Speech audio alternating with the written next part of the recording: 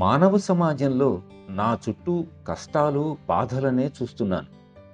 నా దగ్గరకు వచ్చే 95% వ్యక్తులు ఏదో సమస్యలతో బాధపడుతూ ఉంటే నాకు ఆశ్చర్యం వేస్తుంది. పెద్దలు, పిల్లలు అందరికీ సమస్యలు. తల్లిదండ్రులు, వారి పిల్లలకు మధ్య పరస్పర సమస్యలు. భార్యాభర్తల మధ్య సమస్యలు అనివార్యమనుకోండి. ఎందువల్ల? దీనికి కారణం మనం ప్రేమించలేకపోవడం, మన ప్రేమలో లోపం ఉండటం. మనం మనసారా ప్రేమించలేకపోవటం వల్ల మన హృదయాన్ని ప్రేయసికి లేదా ప్రియునికి పూర్తిగా అంకితం చేసుకోలేకపోతున్నాం.